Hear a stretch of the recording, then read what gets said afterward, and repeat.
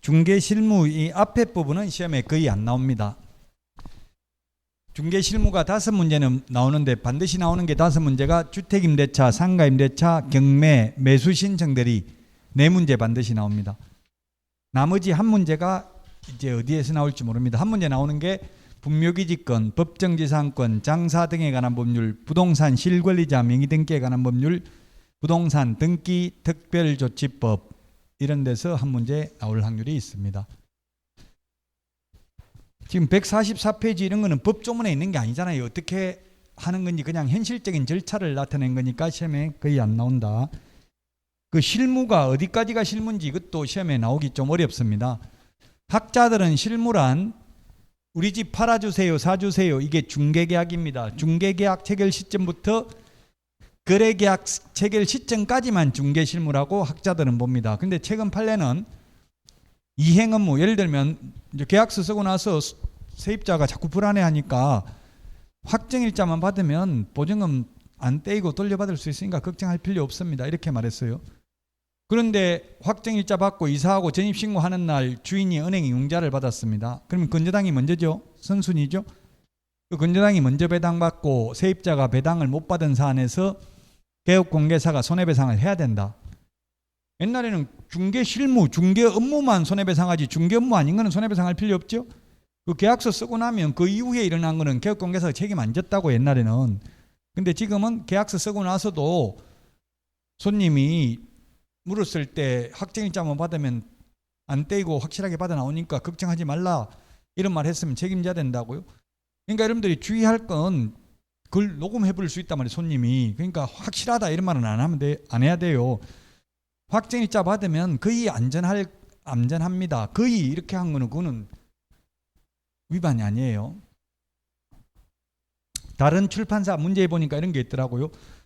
가격이 지금 사놓으면 가격이 폭등할 가능성이 있다라고 말했다면 이게 금지행위, 거짓된 은행, 그 밖에 의뢰인의 판단을 그르치게 하는 행위에 해당돼서 금지행위에 해당한다 이렇게 돼 있더라고요. 해당할 것 같아 안 할 것 같아.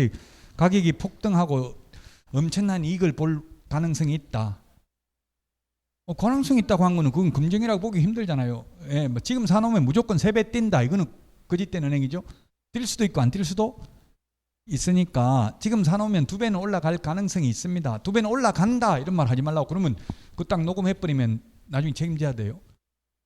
2배 정도 올라갈 겁니다. 아마도. 이렇게 한 거는 위반 아니죠. 확실하게 애매하게 말해야 돼. 여러분들이 확실하게 확신을 주고 내가 책임지겠다. 뭐 가압류돼 있는 거 내가 무조건 말소해 줄 테니까 계약해라. 마음대로 말소 안 될 수 있다고. 가압류가 내 마음대로 말소되는 게 아니잖아요. 개업공개사 마음대로. 말하는데 좀 조심만 하면 돼요. 확실하게 책임진다. 뭐 세입자 지금 만약 예를 들면 계약갱신 요건 행사해가지고 집을 팔았는데 이사 안 나가면 어떻게 하냐. 내 책임질게. 이러면 책임져야 돼요. 그런 말 하지 말라고. 내 마음대로 내보낼 수 있는 게 아니잖아요. 지금 세입자가 안 나간다고 하면 그 강제로 끌어낼 수 있는 게 아니잖아요. 이게 이제 문제라는 이야기입니다. 자, 145페이지 중개계약 그 그림에 있는데 중개계약은 중개계약하고 거래계약은 구분을 해야 됩니다. 매도인 파는 사람, 매수인 사는 사람 또는 임대인, 임차인, 개업 공인중개사가 있으면 우리 집 팔아주세요, 팔아드리겠습니다. 집 사주세요, 사드리겠습니다. 손님 소개해드리겠습니다. 이게 중개계약 또는 중개의뢰 계약입니다. 중개가 완성되었을 때 거래 당사자 간에 맺는 매매계약, 교환계약, 임대차 계약 이런 게 거래계약입니다. 거래계약하고 중개계약을 구분해야 됩니다. 자, 145페이지 그러면 2번 중개계약의 법적 성격 시험에 한번 출제됐습니다. 32번 시험 봐가지고 시험에 한 번 나왔다고요? 중요하진 않아요. 낙성 불요식 계약이다. 요물 요식 계약이다. X. 계약금 계약은 요물 계약이죠. 근데 불요식 낙성 계약이다 이 말은 쉽게 말하면 말로 해도 되고 구두로 해도 된다. 그래서 민법에서는 문서로 해야 된다는 무조건 X죠.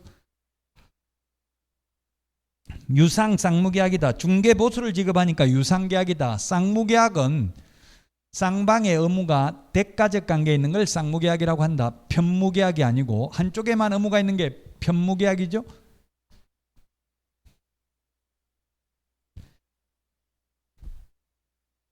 근데 순수한 쌍무계약이 아니라 편무계약에 가까운 쌍무계약, 조건부 쌍무계약, 특수한 쌍무계약, 즉 다시 말하면 쌍무계약이라고 해서 우리 집 팔아주세요 매도인이 하면 매도인이 개업공개사한테 이야기했으면 개업공개사는 반드시 팔아줘야 된다. 안 팔아줘도 된다.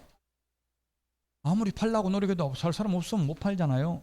그러니까 완전 순수한 쌍무계약은 아니고 단지 팔기 위해서 선량한 관리자의 주의로서 노력을 할 의무만 있다. 그 옛날에는 시험에 편무계약이라고 나왔어요. 옛날에는 6회 때까지. 근데 지금은 쌍무계약이다. 단 편무계약에 가까운 쌍무계약, 조건부 쌍무계약, 특수한 쌍무계약이다. 자, 그 다음에 상사중개가 아니고 민사중개다. 상행위를 중개하는 것을 상사중개, 상행위 이외의 것을 중개하는 걸 민사중개, 직업중개, 혼인중개, 부동산중개 이런 게 민사중개죠.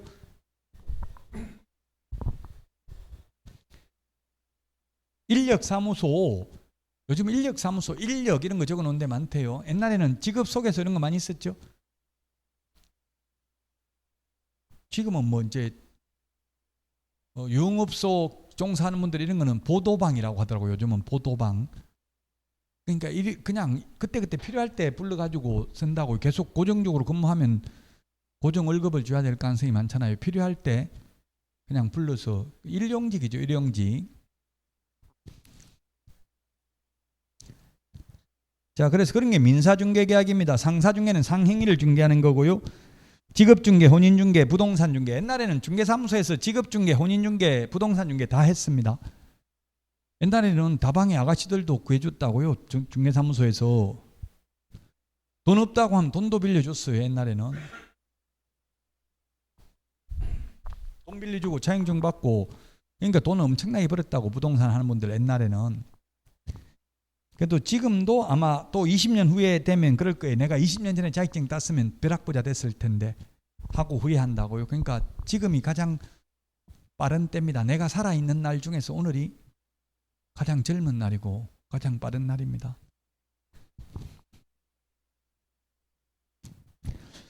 자, 그 다음에 비전형계약이다. 무명계약이다. 유명 전형계약이 아니다. 비전형 민법 법전의 형태가 없다. 무명 이름 민법에 이름이 없다 해서 무명계약입니다. 민법에 이름이 있는 전형계약은 뭐가 있어요? 매매, 교환, 임대차, 현상광고, 도급, 임치 등 15개 전형계약이 있죠. 중개계약은 비전형계약이다. 혼합계약이다. 매매, 도급 여러 가지가 섞여져 있는 형태를 띠고 있다. 그 다음에 위임계약하고 비슷하다. 다만 차이점은 위임은 무상의 원칙이고 중개는 유상의 원칙이라는 점이 차이가 있다.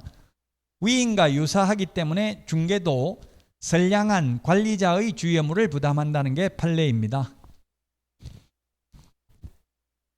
자, 그 다음에 6번 임의계약, 계속적 계약이다. 계약 체결이 강제되어 있는 게 아니니까 임의계약, 계속적 계약, 일시적 계약이 아니고 계속적 계약이다. 매매는 일시적 계약, 임대차도 계속적 계약이죠. 자, 그 다음에 양가로 3번 중개계약의 서면화 유형화에 따른 순기능. 요게 시험에 10회, 11회 두 번 출제됐습니다. 99년, 2000년도 딱 두 번 출제되고 22년간 시험에 안 나왔습니다. 그 한마디로 말하면 말로 계약하는 것보다 중개계약을 문서로 적으면 더 좋은 점이 아닌 것이 시험에 출제됐었는데요. 20년 전에 거래 내용 확정 기능, 분쟁 예방 해결 기능, 유통시장 근대화 정비 기능, 투기 예방 기능, 자주적 통제 기능. 자주적 통제 기능이 있는데 그 당시 10회 때 20년 전에 관주도 기능이 생긴다 이렇게 나왔어요. 관주도 기능 X. 관이 뭡니까? 관청, 행정관청, 등록관청, 시장, 군수구청장 이런 게 관청이죠. 행정관청 이런 말 하잖아요. 그래서 관에서 주도하려면은 자꾸 분쟁이 생기면 관에서 나와가지고 관청에서 나와가지고 조사하고 하잖아요. 그 문서로 쓰면 분쟁이 안 생기니까 관청에서 나올 일이 없다는 이야기. 관주도 기능이 생긴다. X. 자주적 통제 기능이 생긴다. 20년 전에 나왔습니다. 지금 제가 20년 전에 나왔다는 말은 안 중요하다는 이야기예요. 10년 넘은 거는 거의 시험에 안 나옵니다. 앞으로는 이런 말 이제 할 시간도 없어요. 이게 마지막입니다. 이제 시험 보기 전에 마지막으로 한다고 시험에 20년 동안 안 나온 거는. 146페이지. 양가로 4번. 중개계약의 종료 사유는 시험에 나온 적이 없습니다. 우리 집 팔아주세요 했는데 가장 대표적인 거는 팔리는 거잖아요. 거래계약 성립이 대표적인 중개계약 종료 사유입니다. 시험에 나온 적 없고요. 5번. 중개계약의 유형. 이거는 한 10년에 한 번 정도 나왔고요. 올해 감정평가사 부동산학 원론 시험에 나왔습니다. 올해 4월 달에 감정평가사 1차 시험이 있었는데요. 5번. 중개계약의 유형. 유형, 이 말은 종류, 이런 거나 마찬가지죠. 종류나. 먼저 일반 중개계약,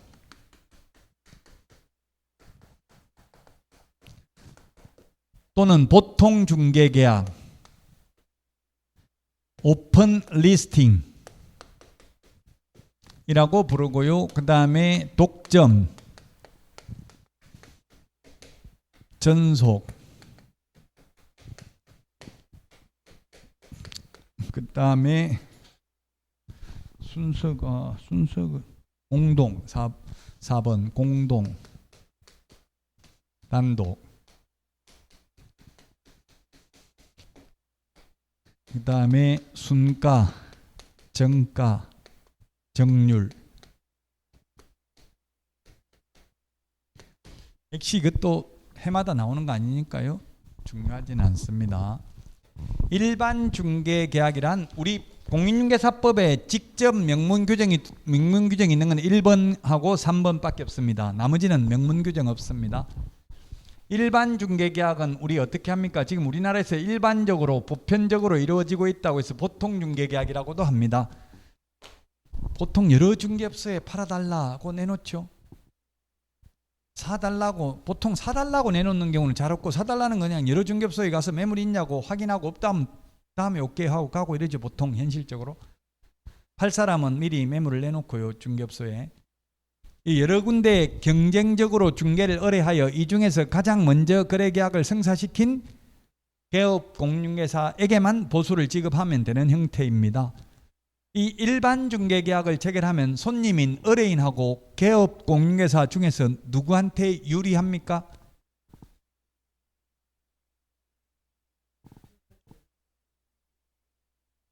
둘 다 불리합니다. 둘 다 안 좋은 제도라고요. 그래서 전속 중개계약 이런 걸 하라고 시험에 전속 중개계약이 해마다 출제됩니다. 둘 다 안 좋다고요.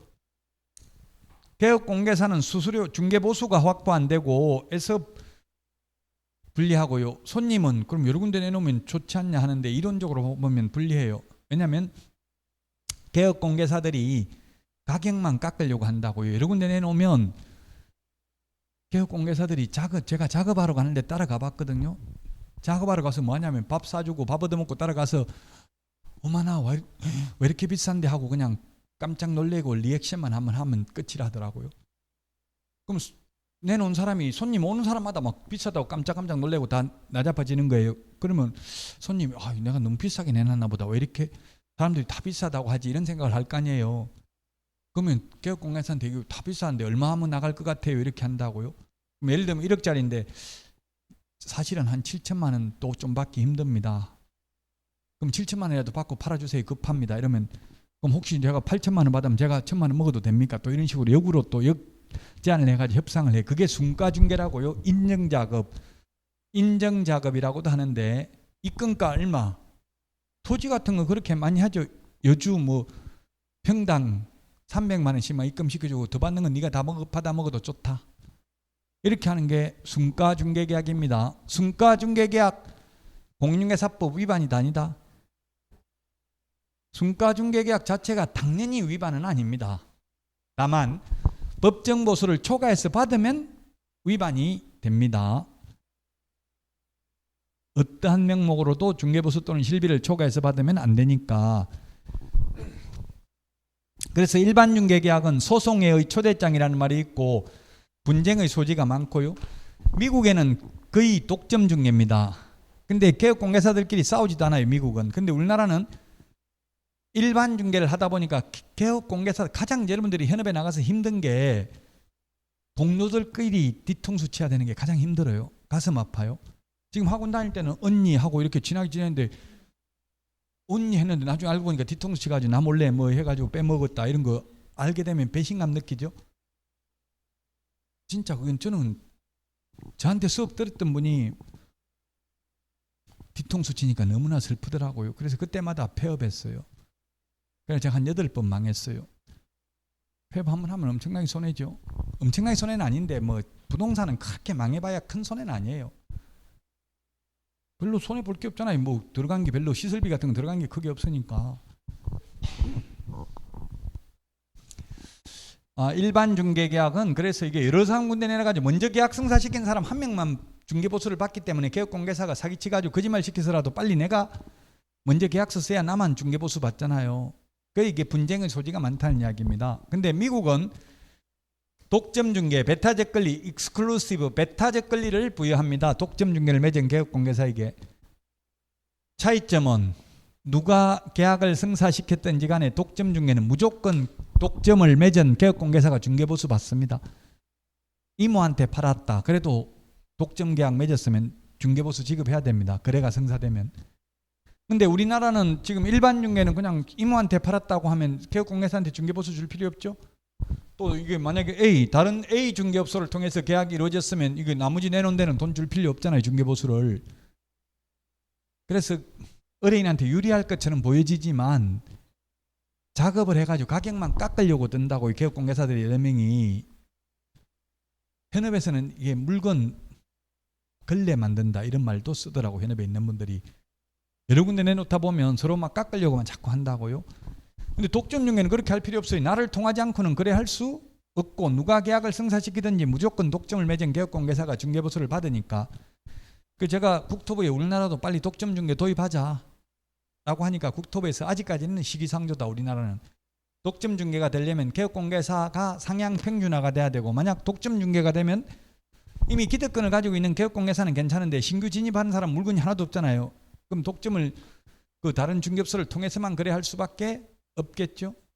그런 것 때문에 아직까지는 도입할 수 없다고 하는데, 독점이 없어도 중개업소 여러 개 있으면 어느 동네든 그 중에서 한 개만 특출나게 잘해요. 특히 토지 같은 거 이런 거는 비싼 물건들은 잘하는 중개업소가 정해져 있다고. 중개업소가 3개, 4개 있어도 그 중에 한 개만 잘해요. 한 개 중개업소만.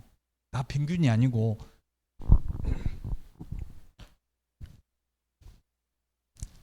그 독점은 무조건 누가 계약을 성사시켰든지 간에 무조건 중개보수를 지급해야 된다. 근데 전속은 우리나라엔 독점이 없고요. 우리나라 전속 중개가 있는데 전속은 독점하고 똑같은데 차이점은 의뢰인 스스로 발견한 상대방과 직접 계약을 체결한 경우에는 전속을 맺었다 하더라도 중개보수나 위약금을 50% 지급합니까?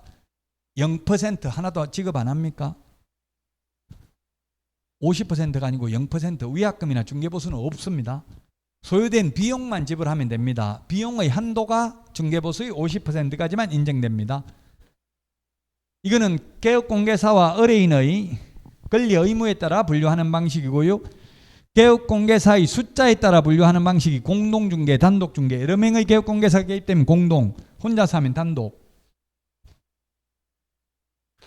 돈 많이 벌려면 단독중개를 활성화시켜야 된다. 공동중개를 활성화시켜야 된다. 현업에서는 이거 양타 쳤다. 양쪽에 다 중개보수 받는다.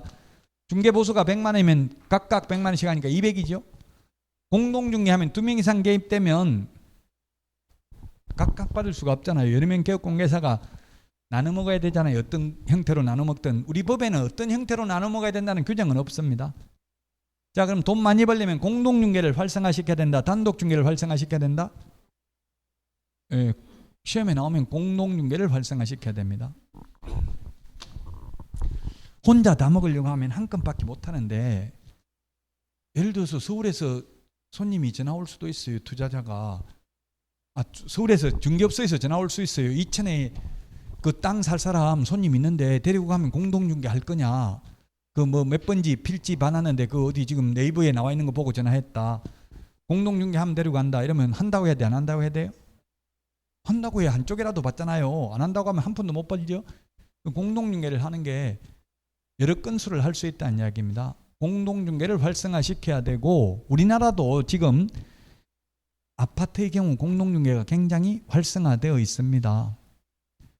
이천이나 여주에 제 친구도 지금 이천 어딘지는 모르겠어요. 제가 그 주말 그 농장까지 직접 따라가 봤는데도 지금 어딘지 기억은 안 나요. 그 밭농사 짓고 있는데 집 하나 가건물 지어가지고 창고 비슷하게 지어가지고 농막은 지을 수 있잖아요. 농막 지어가지고 거기서 했는데 돈 더 들어가더라고요. 고추 농사 짓고 뭐 이것저것 비료 사고 하면 몇백만 원 들어간대 한 달에 1년에. 그 농사 지어가지고 남는 거는 없어요. 그 마을 이장집에서 고추 말린데 뭐 200만 원 줬다더라고요. 이것저것 돈 들어가고 나면 남는 거 하나도 없어요. 그 왜 그런 짓을 하냐 하니까 자기도 후회된대. 이제 팔지도 못하고 마을 들어가는데 또 마을 이장이나 그 마을 유지들 맨날 밥 사야 되고 시골에는 밥 사고 안 그러면은 왕따 당하거든요. 그래서 지금 엄청나게 후회하고 있어요. 지금 팔지도 못하고. 시골 같은 거 땅 살려면 지금도 공동중개 해야 됩니다. 개업공개사만 공동중개 하는 게 아니라 마을의 유지들 뭐 이장이라든지 새마을 뭐 옛날에 새마을 지도자도 있고 뭐 많아요. 뭐 자문위원, 자치위원 이런 거 뭐 하여튼 뭐 많더라고요. 마을 유지들. 그럼 만약에 그 시골에 있는 할머니가 땅 팔려면 그냥 파는 게 아니고 그 뭐 마을에 영향력 있는 사람한테 물어본다. 누가 땅 살라는데 팔아도 되겠냐 물어보면 자기한테 떨어진 거 하나도 없으면 팔으라고 해야 하지 마요? 안 해요? 절대 못 팔게 하겠죠? 그래서 그 자기를 통해서만 팔려고 하고 이런다고. 그럼 중개업소에서 다 얼마씩 떼준다고. 거기에 마을에 유력한 사람들, 영향력을 행사하는 사람들한테. 그것도 일종의 공동중개잖아요. MLS 방식이라고 시험에 옛날에 나온 적이 있습니다. 멀티플 리스팅 서비스 시스템. 둘 이상의 개업공개사에게 중개를 의뢰하는 형태. 두 사람 이상이 개입되는 형태입니다. 인터넷 시대에 적합한 중개 계약입니다. 돈 많이 벌려면 공동중개를 활성화시켜야 되고요. 전속중개이면서 공동중개일 수도 있고 일반중개이면서 공동중개일 수도 있습니다. 자, 그 다음에 순가중개 아까 이야기했습니다. 정가중개는 정해진 가격을 딱 받는 게 정가입니다. 지금 현재 보면 현실적으로 분양권 전매하면 주로 분양권은 무조건 일률적으로 100만 원, 200만 원, 300만 원 이런 식으로 달라고 합니다. 정해진 금액을 정가입니다. 정률은 0.9%, 0.4% 이렇게 일정한 퍼센트를 받는 게 정률 중개입니다. 우리 법령에는 정률을 표시하고 있고요. 근데 현실적으로는 분양권 같은 거는 무조건 100만 원 달라 한다고요. 만약에 지금 이천에서 분양가가 한 4억에서 5억. 이게 뭐 비싸다고 단정할, 지금 보니까 부산에 강서 엘코 델타인가 뭐 부산에서 지금 LHS 분양하는 게 있더라고요. 그게 4억 6천만 원이더라고. 강서라는 게 그 저쪽에 하단 넘어서 진해 마산 가는 데 있는 낙동강 건너에 있는 건데 4억 6천이더라고. 분양가가 4억 6천. 근데 경쟁률이 120대 1이더라고요. 지금 뭐 분양가는 부산 이런 데도 지방 도시도 엄청나게 올라가고 있더라고요. 만약에 분양가가 그러면 5억이면 계약금은 10%밖에 안 들어가잖아요. 10% 5천만 원 들어간 상태에서 거래를 하면은 여기다 프리미엄이 5천만 원 붙었다고 가정하면 1억에 대해서 요율을 곱해야 되잖아요. 1억에 대해서 요율 곱하면 0.4%, 0.5% 해봐야 4, 50만 원밖에 안 되잖아요. 법정 보수는. 근데 실제로 무조건 100만 원 달라 한다고요. 그 정가라고 정해진 가격을 받는 거라고요. 물론 정해진 가격이라 하더라도 법정 보수를 초과해서 받으면 위반이기는 하죠. 근데 위반이라도 현실적으로 뭐 현금 주고 이랬으면 나중에 입증하기가 어려울 수도 있어요. 근데 돈 많이 버는 사람은 중개보수를 많이 줘야 돈 많이 벌어요. 자꾸 중개보수 뭐 몇십만 원 깎으려 하는 사람, 부자 된 사람 별로 못 봤어요. 중개보수를 많이 주면 개업공개사가 무조건 돈 버는 거 반을 개업공개사가 나눠 먹으면 개업공개사가 목숨 걸고 그 사람 돈 벌게 해준다고. 자기가 반을 먹으니까. 뭐 최고 싸게 금매 나온 거 있으면 소개시켜주고 이렇게 한다고요. 그럼 또 그거 다시 되팔고 몇 개월 만에 되팔고 그런 사람들 많더라고. 그러면 뭐 한 5천만 원만 남아도 세금 떼도 1,000만 원 벌잖아. 그러면 한 달에 1,000만 원 벌면 500만 원씩 나눠 먹으면 월급 받아가지고 어디 가서 500만 원 벌 거야 한 달에.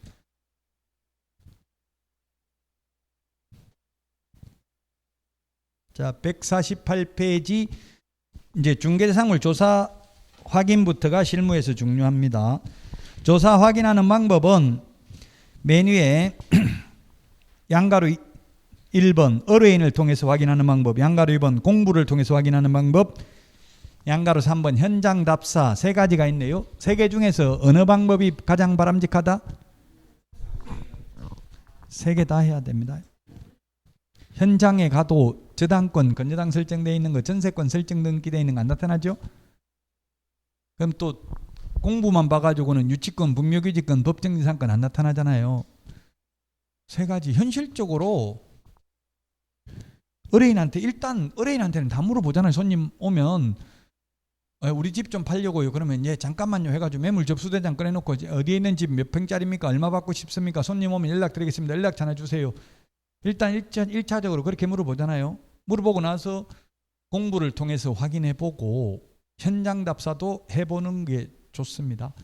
아파트 같은 건 현장 답사 안 하는 사람도 많던데요.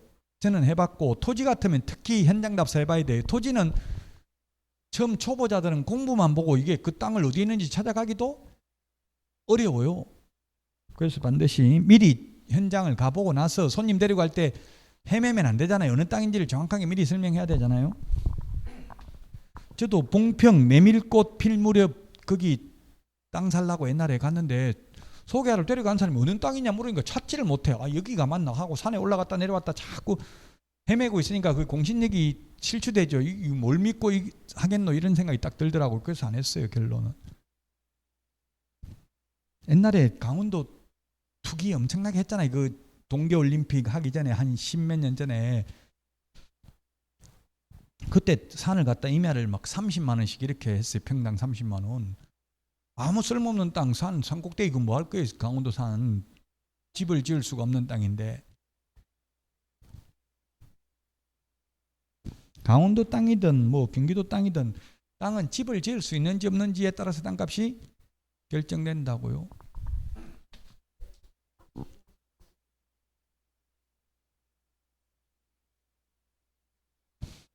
예, 집을 지어놔도 뭐 산꼭대기 지어놓으면 들어와 살 사람이 없으면 팔아먹지 못하면 힘들겠네요.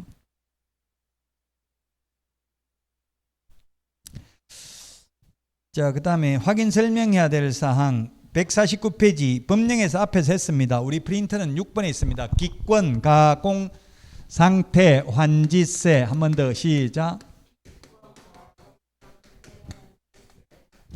9가지입니다. 취득 관련 조세인데요. 취득 관련 조세면 취득세, 농어촌 특별세, 지방교육세, 취득 관련 조세입니다. 취득 관련 조세.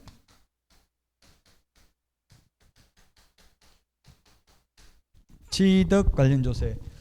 그래서 제가 이전 시 부담할 조세, 이전 시 부담할 조세 설명해야 돼요? 안 해요? 안 해도 되죠?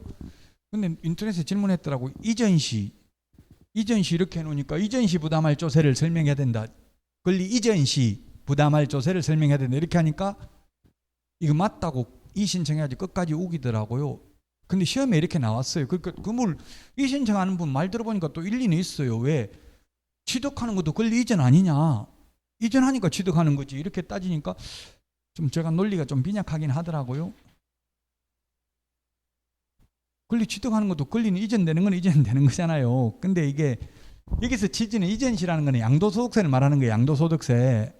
상대적으로 풀어야 돼. 너무 집착하면 안 되죠. 너무 깊이 공부하니까 이전시 취득하는 것도 권리 이전 아니냐. 제가 나는 이거 뭐 무조건 이신청 받아달라 하던데 모의고사에 받아줄 수 있지만 실제 시험에는 안 받아줄 수도 있어요. 취득 관련 조세니까 이전, 양도 관련 조세 이렇게 하면 X라고 해야 돼. 시험에 나오면. 예, 거기 9가지 설명해야 된다. 특히 이번에 그 비읍의 바닥면 상태도 설명해야 되는 걸로 신설을 했죠. 바닥면의 상태. 비읍의 벽면 및 도배 상태 있는데 벽면, 바닥면 및 도배 상태. 바닥면도 신설됐습니다. 자, 그러면 표 밑에 양가로 2번에 동그라미 1번 소재지입니다. 소재지. 소재지는 리, 동에다가 지번까지 합하면 그걸 소재지라고 합니다.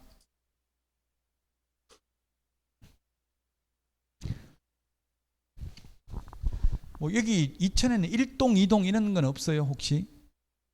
무슨 동? 여기가 무슨 동이에요? 네? 중리동. 중리동이 그럼 중리동 이거예요? 아, 중리 1동, 중리 2동 이렇게 있어요?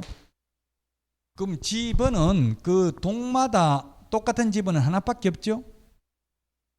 중리 1동, 2동, 3동 다 합해서 하나밖에 없어요. 중리 1동, 2동 이런 거는 행정동이지 법정동은 그냥 중리동이에요. 우리 내비게이션에 중리 1동, 2동 이렇게 치는 건 없잖아요. 그냥 중리동 몇 번지 이렇게 치면 찾아간다고요. 왜냐하면 같은 동 안에는 같은 지번이 하나밖에 없으니까. 그래서 이런 건 소재지는 토지대장, 임야대장, 건축물 대장 보고 확인하면 되고요. 소재지인데 단독주택은 단독주택, 공동주택, 건축법에 보면 단독주택은 단다, 다공, 공동주택은 아연, 다기. 그래서 시험에 이게 공법 시험에 민법 시험에 학개론 시험에도 출제되는데 다세대는 공동주택인데 다중이나 다가구는 단독주택이죠. 특히 다가구는 단독주택이고 다세대는 공동주택이라는 것은 기억해야 되고 다가구는 단독주택이잖아요. 19세대 이하가 거주하도록 되어 있을 것, 주택으로 사용된 층수가 3개층 이하일 것.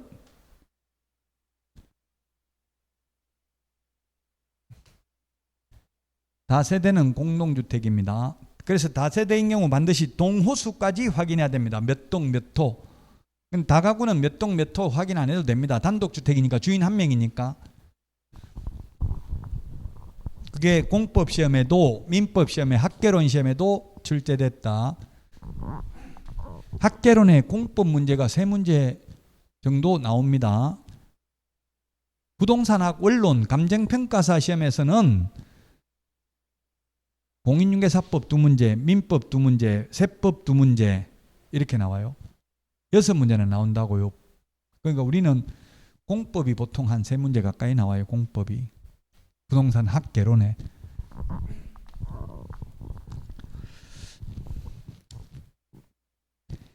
자, 그 다음에 지목은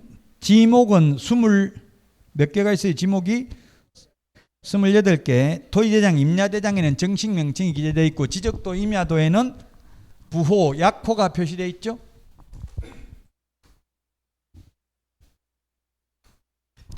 지적도, 임야도.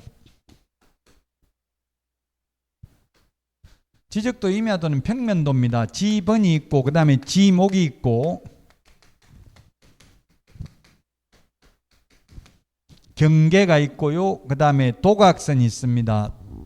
지적도, 임야도에 없는 게 내일 특강할 텐데 지적법 뭐가 있어요? 지적도, 임야도를 통해서 확인할 수 없는 거 우리 중개실무에 면적, 소유자 확인 불가능이죠.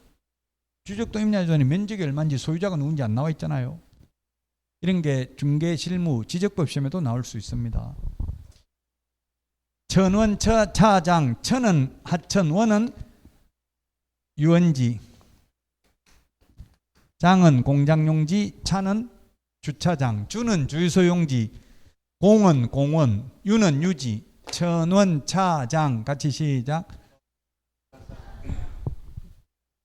지적법 선생님은 이거 뭐라고 외워요? 천원, 차 장차 천원 시작. 어떤 선생님은 장차 천원, 천원 차장, 차장 천원 뭐 아무렇게나 해도 돼요. 어쨌든 암기를 하면 된다고 4개. 시험에 지적법 시험에 나왔어요. 차장 천원, 천원 차장. 예, 차비 옛날에 얼마 전까지만 해도 버스비 1,000원 했어요. 제가 고등학교 다닐 때만 해도 차장이 있었어요. 차장 누나들. 지금 생각하니까 차장 누나들한테 엄청나게 성추행 당했던 것 같아. 막 몸으로 밀어넣고 이래도 아무 말을 못하고 그냥 누나가 밀어넣으면 그대로 들어가고 이렇게 했어요. 저는 학교 다닐 때 내리지도 못했어요. 누나들이 안 비켜 내려야 되는데 당장 못 내려가지고 학교 다닐 때 말도 못하고 한 코스 더 가서 걸어오고 그랬어요.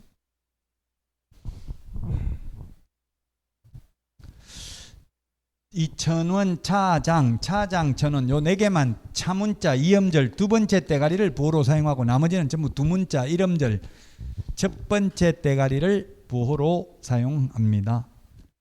한 번 더 차장, 천원 시작. 예, 지목이었습니다. 지목. 그래서 지목은 만약에 실제 지목하고 공부상 지목이 다르면 둘 다 적어주면 됩니다. 그냥 책임 안 지려면은 공부에는 전으로 되어 있으나 실제대로 사용하고 있음 이렇게 적어 놓으면 됩니다. 시골 집 같은 거는 지목이 전으로 되어 있는 경우가 많더라고요. 원래 대로 해가지고 있으면 그 지목 변경 신청하면 됩니다. 실제 집터면 건축 허가를 받았다는 건 지목 바꿔주겠죠, 당연히.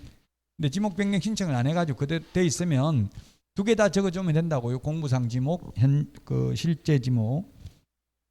자, 그 다음에 면적입니다. 면적은 미터법을 씁니다. 역시 대장 보고 기재하면 되고요. 옛날에는 1평은 3.3058제곱미터고 1제곱미터는 0.3025평 이런 게 시험에 15년 전에 나왔는데요. 환산하는 거 요즘 안 나옵니다. 평으로 쓰지 말라고 해놓고 자꾸 이걸 환산하는 걸 시험에 내면 평으로 쓰라는 말밖에 안 되잖아요. 평, 척관법을 쓰게 되면 계량에 관한 법률 위반으로 100만 원 이하의 과태료입니다. 그래서 여러분들은 말로는 뭐 평이라는 말 쓸지 몰라도 그 계약서에 적을 때는 무조건 제곱미터죠. 왜? 토지대장, 임야대장, 건축물대장 떼보면 다 제곱미터로 표시되어 있어요. 평이라는 말은 아예 없기 때문에 적을 수도 없어요.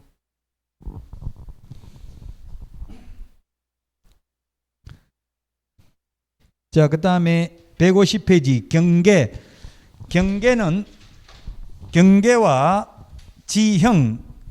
지형은 지적도 임야도를 통해서 확인하면 됩니다. 이게 경계고요. 지형, 땅이 생긴 모양, 이거 지형이잖아요. 지형도 지적도 임야도를 통해서 확인할 수 있다. 그러나 지세, 기울기, 경사도는 현장 답사를 통해서 확인해야 됩니다. 기울기는 등고선이 표시되어 있는 지형도나 현장 답사를 통해서 확인해야 된다.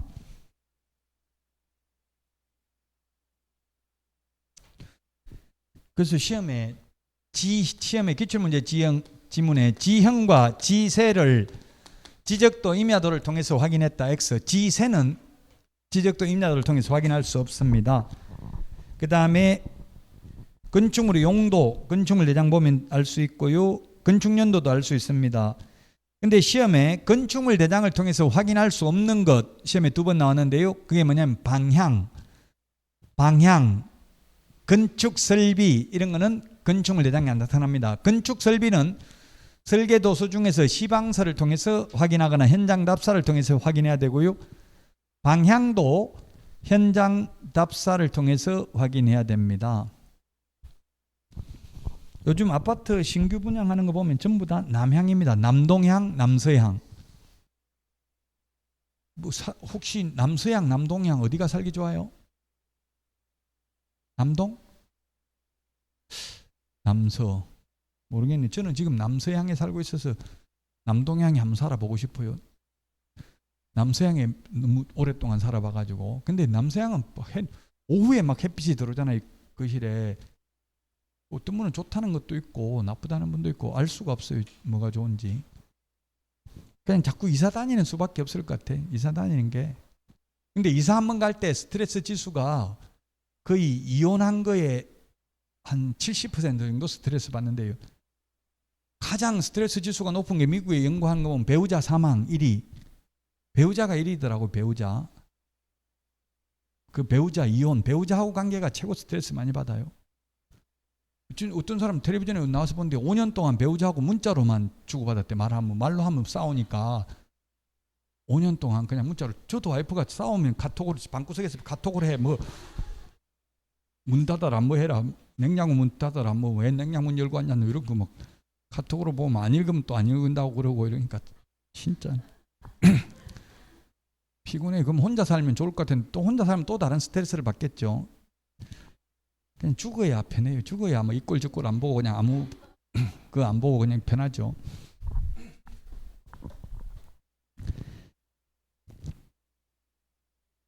그 이사 한 번 가는 것도 엄청나게 스트레스라는 이야기의 결론은 자꾸 이사 다니는 것도 돈을 벌려면 이사를 다녀야 되는데 스트레스는 많이 받아요.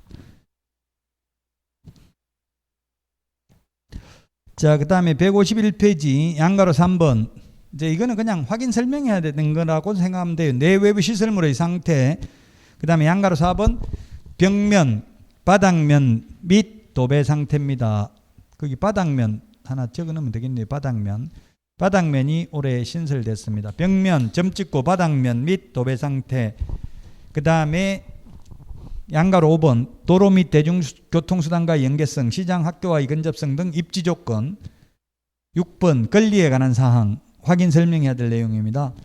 자, 권리에 관한 사항인데 동그라미 기억, 진정한 권리자인지 여부, 진짜 소유자가 맞는지 여부는 뭘 통해서 확인해야 되냐면 동그라미 A번에 보니까 등기사항 증명서, 주민등록증, 그리고 B번에 등기필 정보까지 최소한 3개는 확인해야 됩니다.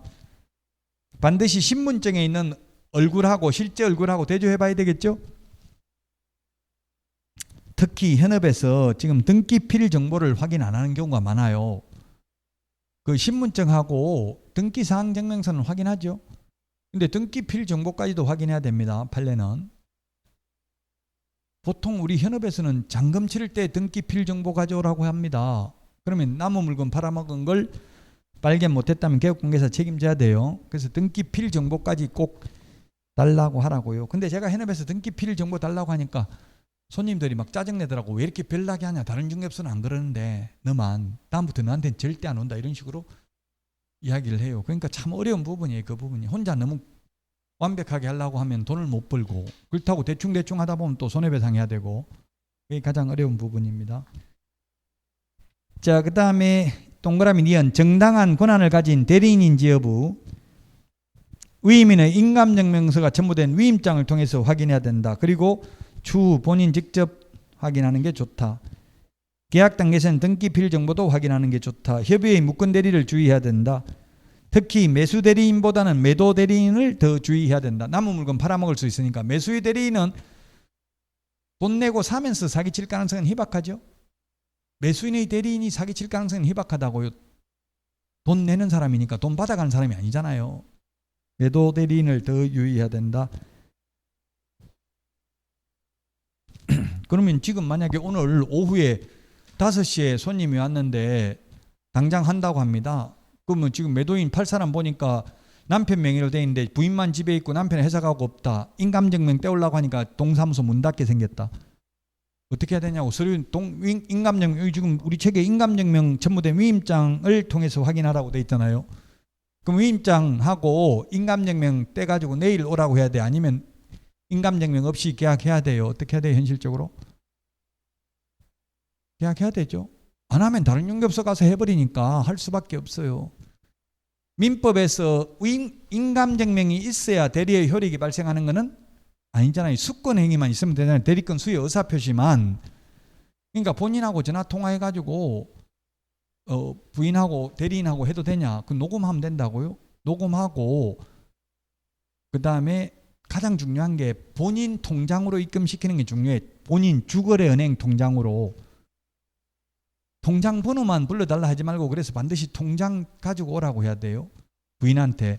남편이 가져갔는데 하면 남편 보고 그럼 맨 첫 페이지에 있는 거 앞에 페이지 사진 찍어가지고 앞에 페이지에 보면 연결 계좌, 계좌번호, 발급 일자, 발급 회차 나오는 있는 게 있어요. 그 부분 사진 찍어가지고 보내라고 해야 돼. 가져갔다고 하면. 그러면 금방 오늘 만든 통장이라고 하면은 이건 안 됩니다. 평소 쓰던 주거래은행 통장에 입금시키게 돼 있습니다. 이렇게 하라고요. 왜냐하면 위조된 통장이 위험하잖아요. 금방 만든 거는.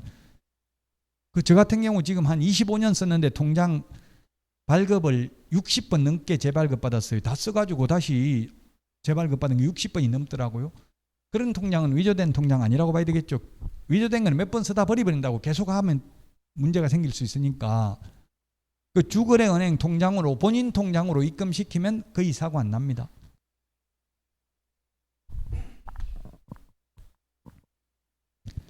자, 그 다음에 처분 능력 확인인데 미성년자인지 여부는 주민등록증을 통해서 확인해야 된다. 피한정 후견인, 피성년 후견인은 가정법원의 후견 등기부를 통해서 확인하면 됩니다. 그럼 미성년자나 피한정 후견인의 경우 법정 대리인의 동의를 받았으면 미성년자나 피한정 후견인하고 직접 계약을 해도 되고 또는 그 법정 대리인하고 계약해도 됩니다. 그러나 피성년 후견인의 경우 반드시 그 법정 대리인하고 계약을 해야 되고 설령 법정 대리인의 동의가 있다 하더라도 피성년 후견인하고 계약을 하면 취소당할 수 있다. 왜? 피성년 후견인의 법정 대리인은 대리권만 있고 동의권은 없기 때문에 그렇습니다.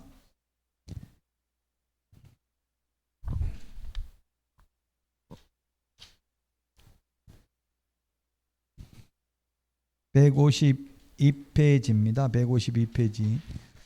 법인인 경우 법인격 유무 처분 권한 여부를 법인 등기사항 증명서를 통해서 확인하면 된다. 그 다음에 공동소유가 있습니다. 공동소유. 민법 지금 실무기 때문에 전과목 다 나오는데요. 공동소유.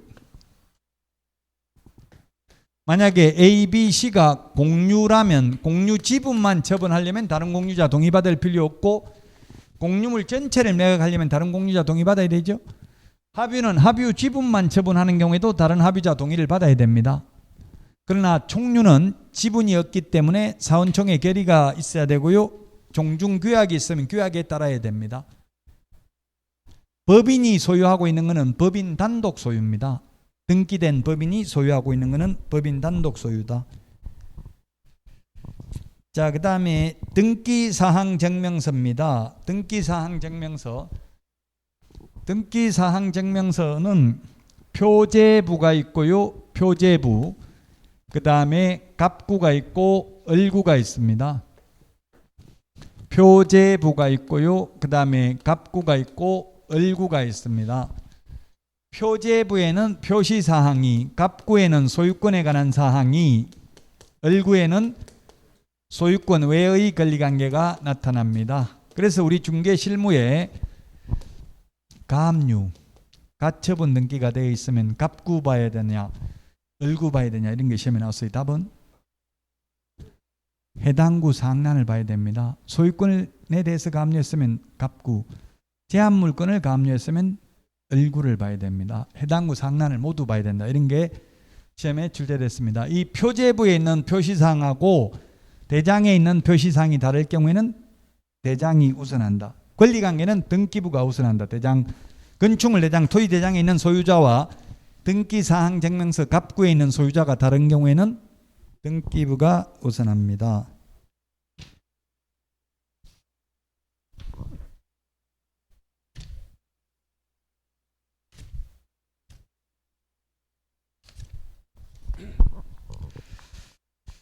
자, 그 다음에 153페이지 7번에 공법상 이용제한 거래규제. 모든 용도, 지역, 지구, 구역이 행위제한입니다. 행위제한. 단 토지거래 허가구역은 행위제한이 아니라 거래제한이죠. 허가받아야 거래할 수 있잖아요. 그래서 이런 용도, 지역, 지구, 구역은 토지이용계획 확인서를 통해서 확인하면 되는데 토지이용계획 확인서에 모든 용도, 지역, 지구, 구역이 모두 나타나는 것은 아닙니다. 학교, 환경, 위생, 정화구역, 철도, 보호지구 이런 거는 토지이용계획 확인서에 나타나지 않습니다. 그 다음에 9번에 지득시 부담할 조세의 종류 및 세율, 10번 미공시 중요시설 물건의 소유에 관한 사항 이런 걸 설명해야 된다. 자, 154페이지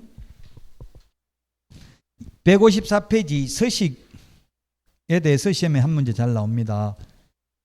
확인 설명 서식을 보니까 기본 확인사항이 있고 세부 확인사항이 있습니다. 표에 보면 기본 확인사항은 개업공개사 혼자서 확인할 수 있는 게 기본 확인사항입니다.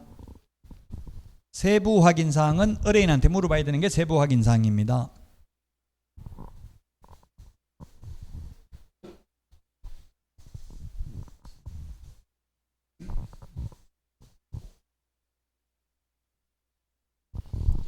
그 세부 확인사항이 보면 실제 권리관계 그 10번의 내외부 시설물의 상태, 11번 벽면, 바닥면 및 도배 상태, 12번 환경 조건 이런 거는 세부 확인 사항입니다. 의뢰인한테 물어봐야 됩니다.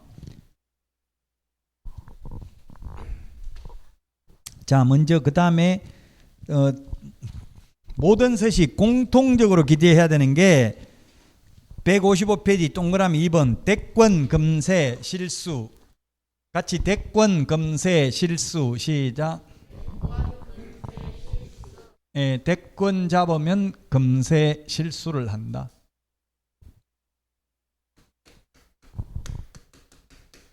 대권 잡으면 검세 실수한다. 대상 물건의 표시, 권리관계, 거래 예정금액, 취득 관련 조세, 실제 권리관계, 중개, 보수, 산출 내역, 대권, 검세, 실수. 시작. 이건 모든 서식 공통적으로 기재되는 사항입니다. 자, 다시 154페이지 1번 대상 물건의 표시에 표시사항은 다 공통적 사항인데 다만 내진 설계 적용 여부와 내진 능력은 1, 2의 서식에만 기재됩니다. 토지의 경우 내진 설계 뭐 건물이 없는데 설계할 게 없죠. 내진 설계에 지진을 대비한 거잖아요. 지진 이게 포항 경주 지진 때문에 추가된 내용입니다. 뭘 보고 확인하냐면 이거 건축물 대장을 통해서 확인합니다. 그럼 오래된 건물의 경우 건축물 대장이 안 나타나는 경우도 있어요. 그러면 여러분들이 확인 설명서 서식에 공란으로 비워놓으면 안 되고 반드시 해당 사항 없음, 건축물 대장 기재사항 없음 이렇게 적으면 돼요. 확인 설명서에 절대로 공란을 비워놓으면 안 됩니다. 전자계약서 작성하면 공란이 있으면 다음 칸으로 넘어가질 않아요. 스페이스바가 무조건 채워 넣어야 돼요. 자, 권리관계에는 민간임대 등록 여부, 그 다음에 계약갱신요건 행사 여부를 적어야 된다.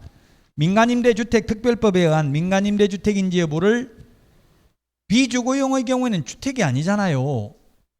그럼에도 오피스텔도 주택으로 사용하면 세법상은 주택이라고 했죠. 오피스텔도 민간임대주택특별법에 의해서 민간임대주택으로 세놓을 수 있으니까 이의 서식도 민간임대인지 여부 체크하도록 되어 있고요. 그 다음에 계약갱신요건 행사했는지 여부를 반드시 체크해야 됩니다. 어제도 연락 왔더라고. 개업공개사가 이걸 집을 팔았는데 세입자가 집 판다 이야기하니까 아무 말 안 하더래요. 그 집 팔고 계약금 2천만 원 걸고 나서 이제 다시 세입자한테 전화하는 거예요. 이사 날짜, 이 살 사람 들어올 날짜하고 이사 날짜, 지금 세입자 집 구하는 날짜 구해야 되니까 언제로 하면 좋겠냐 하니까 세입자가 계약갱신요건 행사할 건데요. 이렇게 한 거예요. 그거 어떻게 해야 되냐 저보고 묻던데 이거 그냥 내쫓을 수 있는 방법 없습니까? 없다 했어요. 그냥 내쫓으려면은 방법이 어떻게 해야 되냐면은 그 법무부 유권해석은 아직까지 임차인이 계약갱신요건을 행사하기 전까지 계약갱신요건 행사는 언제까지 해야 돼요? 임대차 기간 끝나기 6개월 전부터 2개월 전까지죠. 2개월 전까지 2개월 전까지 해야 되는데 세입자 입장에서는 2개월 전까지 할 필요 없어요. 주인이 말 안 하면 그냥 가만히 있으면 돼. 2개월 그럼 1개월밖에 안 남았으면 그건 자동 묵시적 갱신된 거예요. 자동 연장된 거예요. 굳이 세입자가 계약갱신요건 행사할 필요 없다고 가만히 있으면 언젠가는 한 번은 그러면 1개월 전까지 주인이 아무 말 안 했으면 또 2년 자동 연장된 거라고요. 그럼 2년 끝나기 2개월 전에 그때 가서 계약갱신요건 또 행사하면 4년 더 살 수 있는 거예요. 굳이 세입자가 먼저 말할 필요는 없어요. 주인이 나가라 하면은 가만히 있다가 2개월 전까지 말하면 돼. 못 나가겠다. 계약갱신요건 행사하겠다. 주인이 6개월 전에 나 팔겠다. 이사 나갈 거냐 물어보면 확답을 안 해야 되겠죠. 나간다고 말했으면 나가야 돼. 뭐 일단 파세요. 나간다 말하는 그냥 파세요. 이러니까 당연히 팔아라고 하니까 나간 줄 알고 팔았다는 이야기. 계약금 줬다 하면 그때 가서 이제 버팅기면 된다고. 매수인은 계약금 안 준 상태에서는 할 필요 없어요. 계약금 2천만 원, 뭐 계약금 2천만 원 건네갔다 이사비 2천만 원 달라. 나가겠다. 받아도 불법 아닙니다. 그래서 뭐 1천만 원, 2천만 원 요즘 주고 있어요. 그 만약에 매도인이 팔 사람은 어떻게 해야 되냐면은 계약갱신요건을 행사 안 했으면 먼저 매수인 앞으로 소유권 이전 등기가 격려될 때까지 매수인 앞으로 소유권 이전 등기가 격려될 때까지 매수인이 계약갱신요건을 행사 안 했다면 주인이 이제 내용증명 보내면 된다고. 내 주인 바뀌었으니까 나가라. 주인 직접 살겠다. 이렇게 하면 된다고요. 그럼 세입자가 계약갱신 요건 행사한다 해도 안 돼. 이미 주인이 바뀌었으니까 바뀐 주인이 거부하면 된다고요. 근데 바뀐 주인 앞으로 등기 넘어가기 전까지는 계약갱신 요건 행사하면 그 임대인의 지위가 생겨되잖아요. 새로운 매수인한테. 근데 현실적으로 집을 보여주지도 않고 등기를 넘기기가 쉬워요, 어려워요? 어렵죠. 그래서 세입자 협조 없이는 팔기 어려워요. 그래서 요즘은 이사비를 거의 한 1,000만 원 가까이 주더라고요. 그 유권 해석은 그렇게 합의금 받고 나가기로 했으면 나가줘야 된다. 단 그러나 처음에 임대차 계약을 체결하면서 2년 후에 나는 절대 계약갱신 요건 행사하지 않겠다 한 특약은 효력이 없다. 강행법규 위반으로. 그럼 세입자가 가서 판사한테 그때 주인이 뭐 안 그러면 계약 안 한다 해서 저 어쩔 수 없이 주인이 원하는 대로 적어줬습니다. 효력이 없다고요. 그건 처음부터 계약할 때부터 나는 계약갱신 요건 행사하지 않겠다 하는 건 효력이 없고, 갱신할 무렵에 가서 그때 가서 합의금 받고 나가겠다는 계약갱신 요건 행사하지 않겠다 써준 효력은 있다. 이게 법무부 요건 해석이에요. 그러니까 이게 개업공개사가 계약갱신 요건 행사 이걸 확인을 안 해가지고 매도인이 매수인 보고 이사비를 200만 원 주고 합의를 하기로 했대요. 그러니까 매수인 보고 내라고 하니까 매수인이 내가 왜 내야 되냐 서로 싸우다가 그럼 개업공개사 네가 내라 하니까 개업공개사 처음에 하니까 뭐 자기가 내야 되는 줄 알고 저보고 제가 내야 됩니까 하고 연락 왔더라고요. 그 제가 강하게 협상하라 해서 그냥 뭐 잡아 넣든지 말든지 나 뭐 배째라 내가 뭐 돈 먹은 게 있냐 못하겠다. 매도인이 명도 책임 원칙적으로 매도인 져야 되는 거잖아요. 그러니까 결국은 계약 깨기로 했다더라고. 그냥 서로 없던 걸로 하고. 중개보수가 200만 원도 안 되나 봐요. 그러니까 개업공개사가 200만 원도 못 부담하는 거잖아요. 돈 받은 것도 없이 200만 원 부담할 수는 없잖아요. 그 개업공개사는 누구한테 책임져야 돼? 매도인한테 특약으로 매도인이 명도 책임지기로 한다. 이렇게 매수인이 그렇게 원하는 경우가 많아요. 그러면 그냥 원하는 대로 서로 합의된 대로 적어주면 돼. 매도인이 책임지기로 한다 했는데 책임 못 졌다고 나중에 개업공개사가 책임져야 되는 거는 아니에요. 개업공개사가 강제수사권이 강제집행권이 있는 게 아니잖아요. 그냥 서로 약속한 거 적어만 주면 된다고요. 자, 그 다음에 4번 입지조건입니다. 입지조건 도대주 교판 155페이지 메뉴에 있는데 입지조건은 1의 서식은 도대주 교판, 2의 서식은 도대주, 3의 서식은 도대, 4의 서식은 해당 사항 없습니다. 도로, 대중교통, 주차장, 교육시설, 판매, 의료시설입니다. 시험에 다음 중 확인 설명서에 기재해야 할 입지 조건이 아닌 것 해가지고 답이 공원이 답이었습니다. 공원은 입지 조건입니까 아닙니까? 입지 조건입니다. 그러나 확인 설명서에 기재해야 될 입지 조건은 아닙니다. 확인 설명서에 적는 거는 도대주, 교판 이 5개밖에 없다고요. 요즘은 숲세권 이런 말 많이 하잖아요. 설세권, 스타벅스 세권 이런 거 있더라고요. 슬리퍼 신고 젊은 사람들은 그 편의점 갈 수 있는 거 이런 거 중요하다고요. 혼자 사는 사람 편의점 가서 그 도시락 하나 먹고 끝내야 되잖아요, 인생.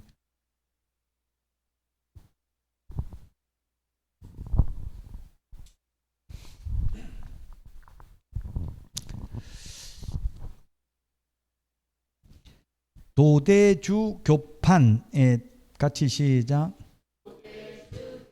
5가지가 입지 조건입니다. 확인 설명서에 기재하는 게 그렇다는 이야기입니다. 숲세권, 이게 설세권 이런 거는 확인 설명서에 적을 필요는 없다고요.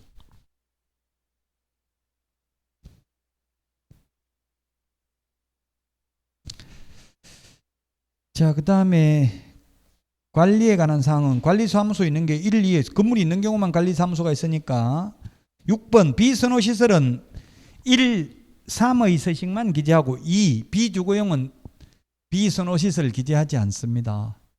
비선호시설. 비선호시설이 뭐라고 딱 명시되어 있는 건 없고요. 사례만 나와 있습니다. 예시만. 쓰레기 소각정, 뭐 열병합 발전소 이런 거 이를테면 이런 게 비선호시설인데요. 근데 이거는 호불호를 알 수가 없다고 개인 취향을 다. 그래서 이게 어려운 부분이에요. 100% 지키기는 어려운 부분입니다. 어쨌든 비선호시설은 1, 1, 3의 서식만 기재한다. 2의 서식, 4의 서식에는 기재하지 않는다. 시험에 잘 나오고요. 그 다음에 8번 취득시 부담할 조세의 종류 및 세율. 재산세, 종부세 6월 1일 기준으로 대상 물건 소유자가 납세 의무를 부담한다. 이 재산세에 대해서는 4가지 서식 모두 다 기재되어 있습니다. 재산세는. 근데 종부세는 1, 2의 서식만 기재되어 있습니다. 재산세는 모든 4가지 서식 다 기재되어 있습니다. 종합부동산세는 1, 2의 서식만 기재되어 있습니다. 토지 같은 거 종합부동산세 내려면 엄청나게 많이 가지고 있어야 되잖아요. 주로 주택이 종부세 많이 내죠. 주택의 경우 종합부동산세 법인의 경우 단일세율입니다. 3%, 6% 두 개밖에 없잖아요. 1주택이면 3%, 규제지역에서 2주택 이상이면, 비규제지역에서 3주택 이상이면 6%죠. 법인은 6%면 20년만 가지고 있으면 종부세로 다 내야 되잖아요. 그 부동산에 대한 거. 그 법인으로 페이퍼 컴퍼니 만들어 가지고 미성년자가 편법으로 투기하지 말라는 이야기예요. 법인. 그 법인이 취득하면 취득세도 12% 하잖아요. 재고세율. 그 법인으로 투기하는 게 많이 적발돼서 이런 게 생긴 겁니다. 자, 그 다음에 10번 내외부 시설물의 상태. 단독 경보형 감지기는 아파트를 제외한 주거용만. 그 다음에 비주거인 경우 소화전 비상벨을 체크합니다. 소화전 비상벨. 단독 경보형 감지기는 아파트는 제외됩니다. 아파트는 소화전 비상벨이 다 설치되어 있죠. 며칠 전에 뉴스 나온 거 보니까 이게 방화지구 안에서 부산 연제구에서 부산 시청이 있는데 연제구에서 보니까 이 편한 세상 아파트 보니까 직원이 스위치를 잘못 눌러가지고 막 온 사방 벽에 막 물이 나오는 거 봤어요. 뉴스.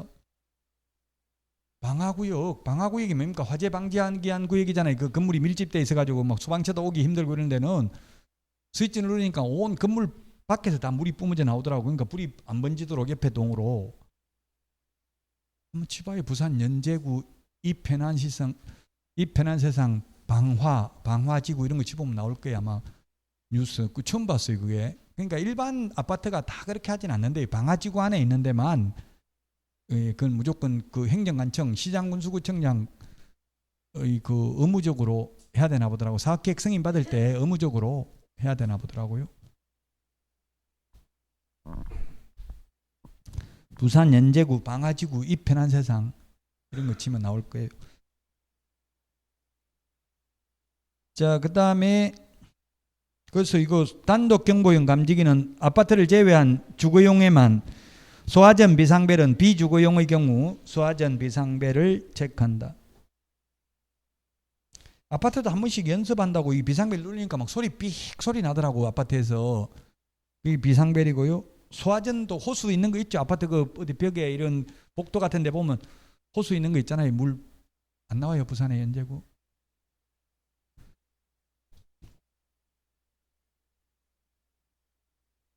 자, 그 다음에 벽면, 바닥면 및 도배 상태인데요.